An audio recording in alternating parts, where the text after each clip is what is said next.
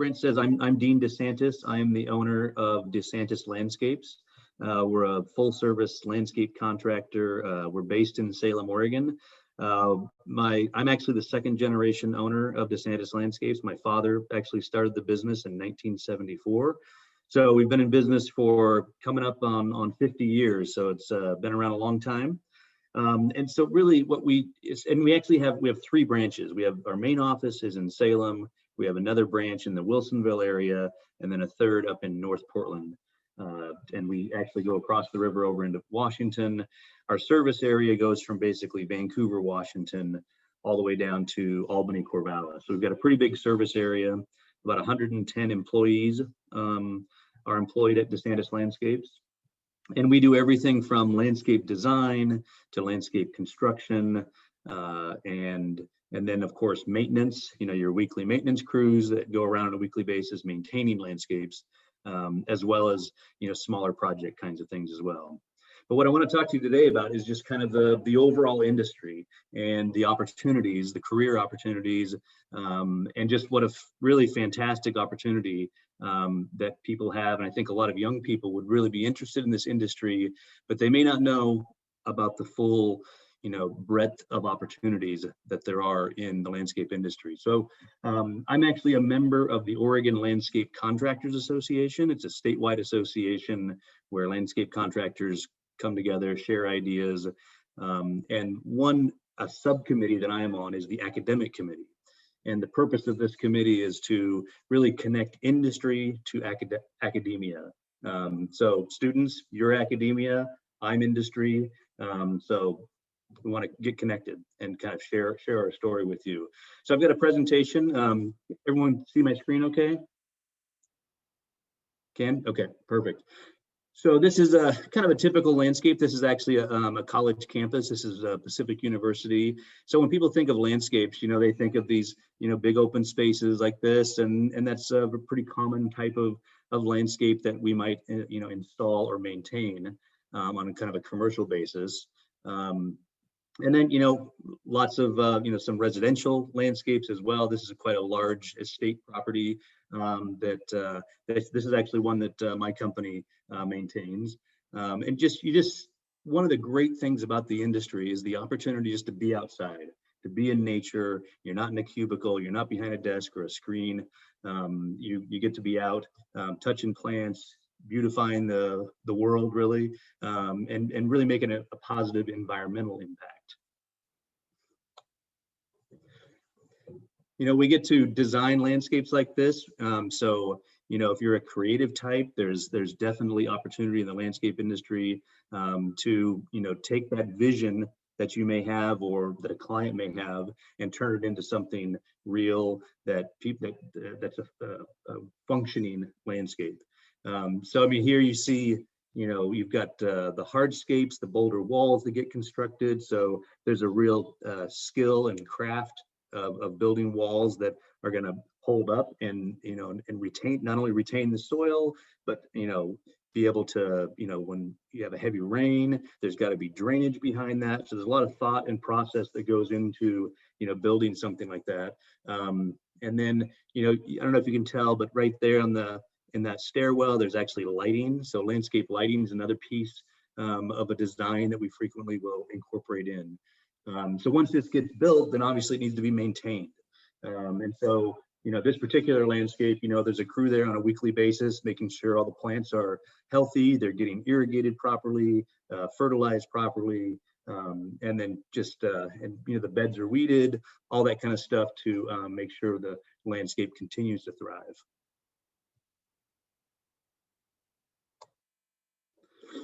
This is a corporate campus. This is actually the Nike campus up in Portland. So this is a great example of a commercial landscape that has a very high level of design. Just look at that stone wall. So someone had to visualize that and design that, draw it on paper, and then it gets passed on to a production team that actually builds that wall. So, stone that big, that there's probably a small crane that comes in to place those. So, a lot of people think of landscaping just as cutting grass and digging ditches, and there's really a lot more to it. There's really some heavy construction. So if you're interested in equipment operator kinds of jobs, there's lots of opportunity for equipment operators. You look at that hedge there on the right, and just the design element of that and the maintenance that goes into that to keep that looking as nice as it does, as tight as it does. A property like Nike, there's not a lot of room for error. You've got to be pretty spot on week after week after week, and that's why when you drive around that campus, it just looks fantastic all the time.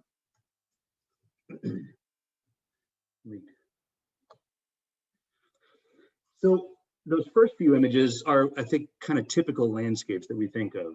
What people may not think so much about is some of the environmental aspects of the work that we do. So a lot of times, what we're looking at here is what's called a rain garden.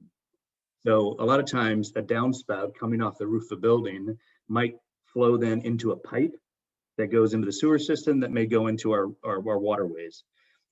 And what's become more and more common these days is to manage that stormwater as much as possible on site, on the property where the rain falls. And so plants really help us to filter any impurities that are in that water, any toxins that are in that water. Think about when the rain falls on a parking lot and there's oil and gas and different things that are on that parking lot, it's all pushing all that stuff right into the storm sewer and eventually into our rivers and waterways. So plants can help cleanse all of those toxins. Landscapes really serve what we call an ecosystem service. And we've got lots of examples. I've got several more photos here. This is a bioswale. You can see up at the top there, you've got a kind of a parking garage area, and this little outlet, it drains. You can kind of see a water feature at the very top there. So that then drains underneath that sidewalk and out into this swale, cleaning all that water before it ever gets to our waterways. So it's not only protecting our waterways, it's obviously then protecting the habitat of salmon. So we have an impact in what we do in our landscapes and how we manage landscapes in the built environment.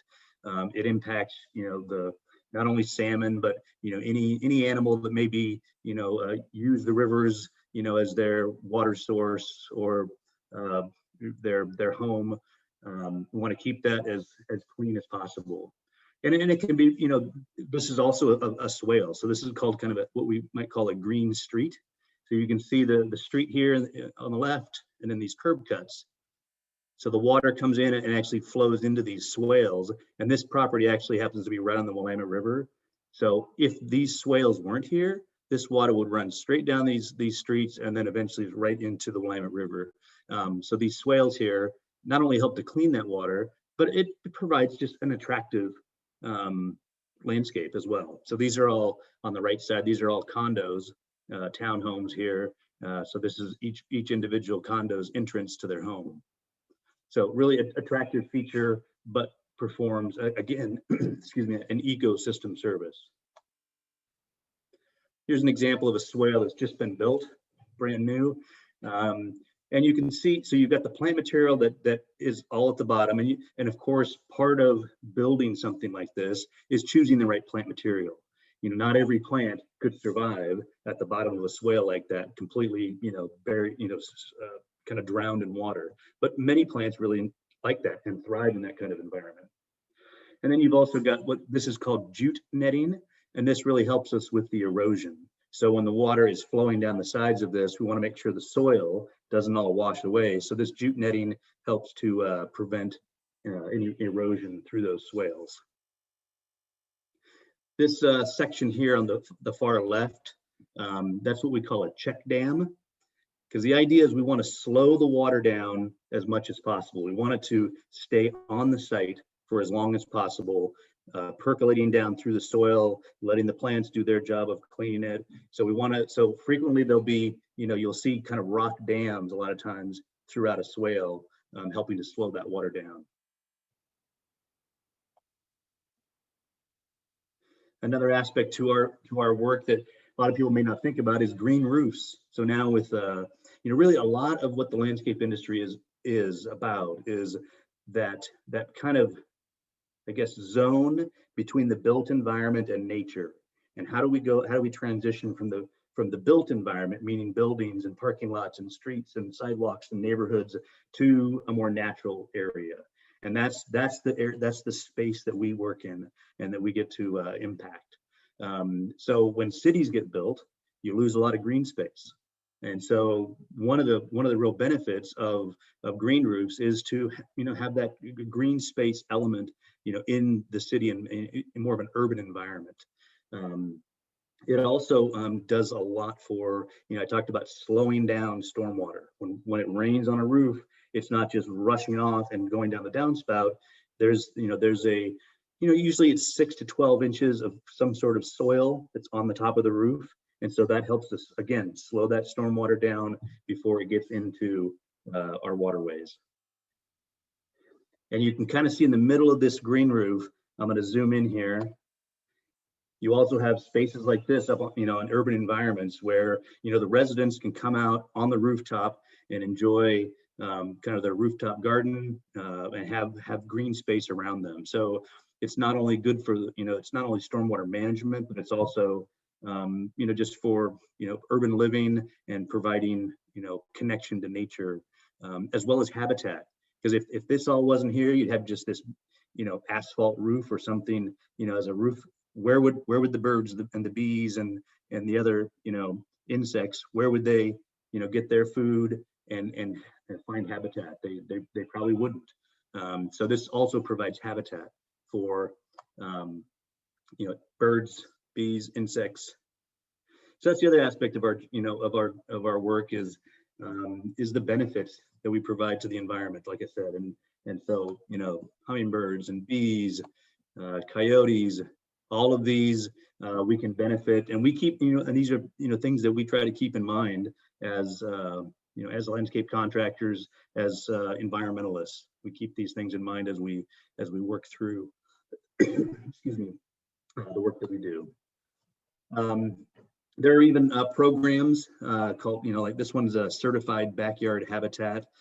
So things like, we can, put in more native plants into people's yards, and that's a positive thing for the environment and for habitat. So these things, there's bigger benefits to. It's not just creating beauty. There's actual real function to what we do. So as I mentioned, I'm a member and actually past president of the Oregon Landscape Contractors Association. So that we kind of put together this presentation with some assistance from the National Association of Landscape Professionals. If a career in the landscape industry is something you're interested in, I would definitely recommend going to the National Association of Landscape Professional website. There's a lot of resources on there, a lot of different little videos about different careers and that explain more about the opportunities there.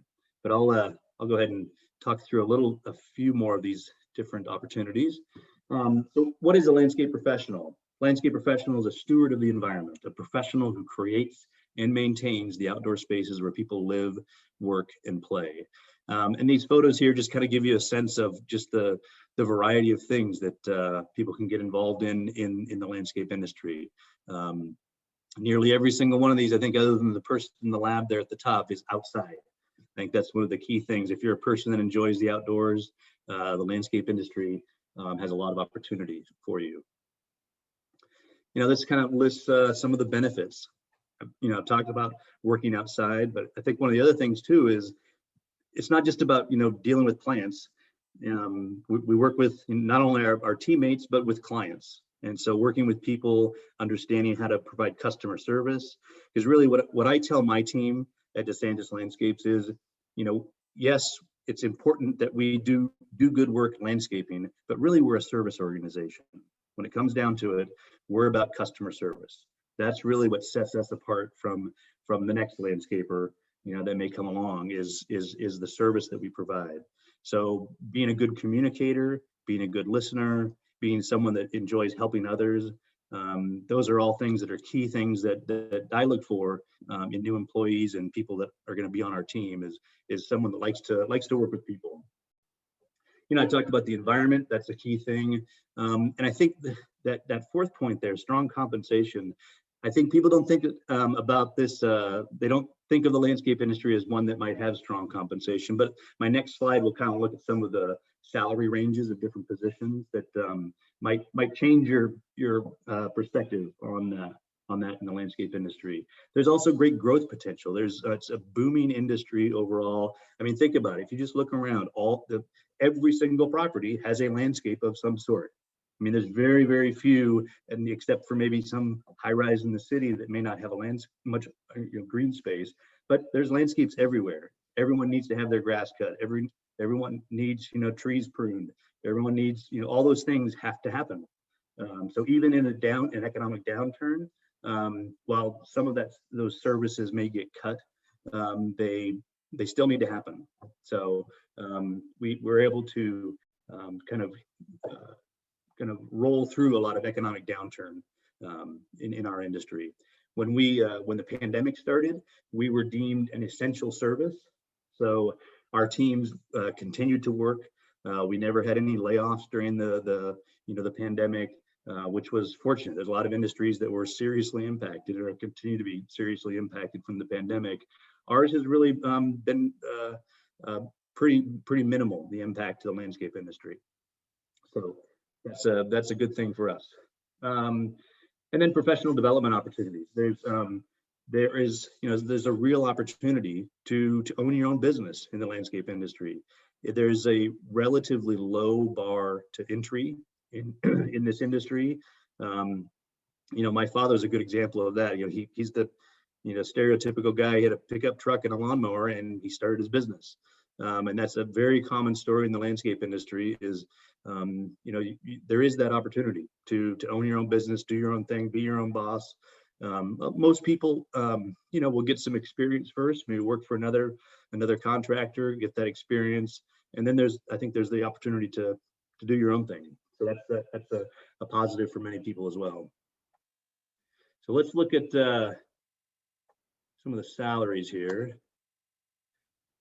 So this is kind of some standard ranges in the industry. Just your crew member, gardener kind of person.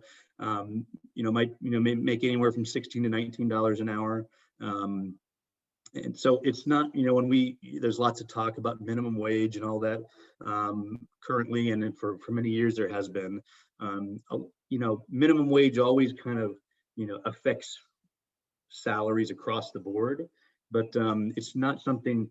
There's very few landscapers out there that are making minimum wage. Usually it's a higher pay scale than that. So once you get some more experience, get into like a foreman position, those folks are usually making anywhere from $18 to $24 an hour. If you've got more experience, like say around irrigation or spray technician, and that's applying chemicals, maybe fertilizer or other pre-emergence, things like that. Those take that's a higher level of skill that's required for those positions. Typically have to have certifications, particularly for the spray technician. So those earn a little bit higher salary. And then we get into an estimator. These are the folks that look at blueprints, look at plans, and then do what we call a takeoff. They count how many plants, how many lineal feet of pipes going to get installed, how many cubic yards of soil will get removed or put back into the job. There's a lot of math involved in an estimator's job, and those people can make anywhere from $45,000 to $100,000 a year, kind of depending on typically the amount of work that they actually bring into the company. A lot of times those are a base salary plus commission kind of salary structure. And similar to a designer typically will be someone who not only designs, but then also sells the work. So a lot of those sales positions in the landscape industry typically are a base salary plus commission based on their sales success. You've got arborists, fine gardeners, project managers, typically someone who's supervising crews, working with say either a homeowner or a general contractor to see a construction project through. When I say construction, I mean landscape construction, not building construction. But those folks are they typically have years of experience in the field, and then manage their crews. Same with a field supervisor. Typically, is they're kind of the crew boss. They manage several different crews. An account manager is really the person who is the client-facing person in a company. They're the ones, they may have, like in my company, my account managers might have anywhere from 40 to 80 clients. So they're the point of contact for each one of those clients. So if that client has a question, if they've got a concern, anything like that, the account manager is their first call. So really heavy on client, customer service, but these account managers, typically they have 4-year college degrees. A lot of times in horticulture is what most of them have degrees in. So because, when a client calls you, you've got to be able to answer, some pretty specific questions. Why does my grass look like this? What's going on with this plant? How can we, change the elevations here and make these transitions work? A little more technical kinds of questions. And then, we mentioned business owner before, kind of the sky's the limit here. You can, however big you want to grow, you could grow your business and do pretty well for yourself. So I think that's a good slide there to kind of show some of the different positions and opportunities in the industry. This slide here just kind of, puts that in a little different graphical form, shows some of the different positions. One thing we didn't talk about, every business has admin folks, people who do the bookkeeping and accounting.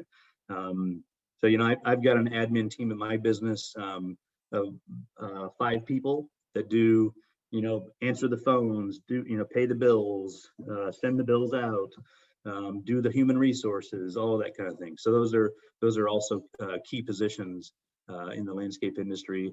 Business development really refers to sales, going out and finding new clients, talking to them about what their needs are, and finding solutions for those clients.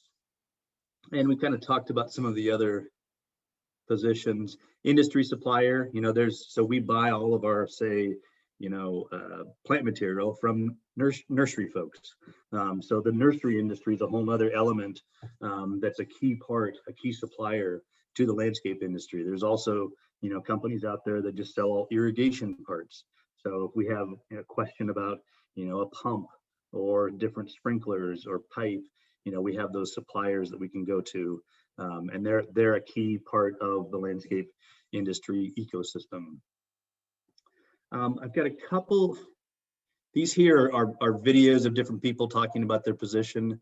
I think I'm going to skip past those and talk a little bit about, if you were interested in becoming a landscape professional, you can certainly just get in and go to work for a company and find a job in the industry and learn on the job. But there's also degree programs. There's 2-year degrees, associate's degrees at community colleges that are offered, as well as 4-year degrees.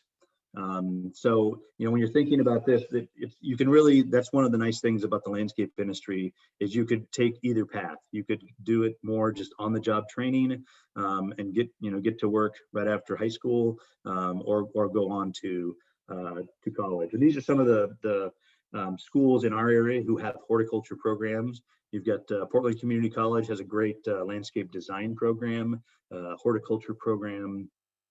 Clackamas, same story there.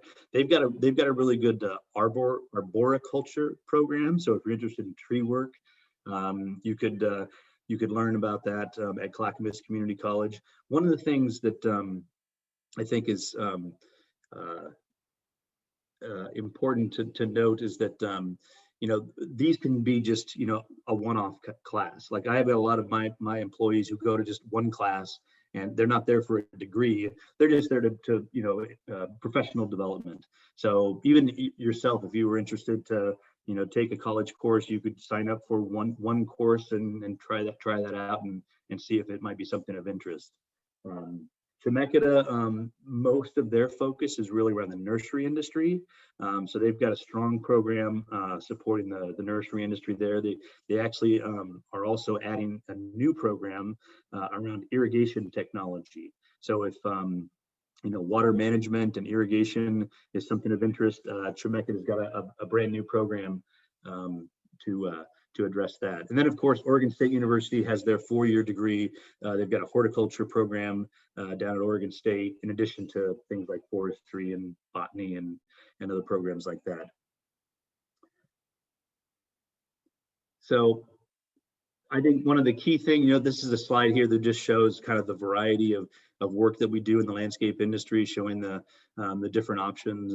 I think one of the key things to take away, though, is just that there is if you talk to any landscaper across the country and you ask them what's the the biggest hurdle, the biggest struggle that you have right now, and the answer will, I would say 99% of the time, be finding good people, finding people who are interested in this industry, passionate about the industry, and love being a part of it. There's a ton of opportunity. There's a lot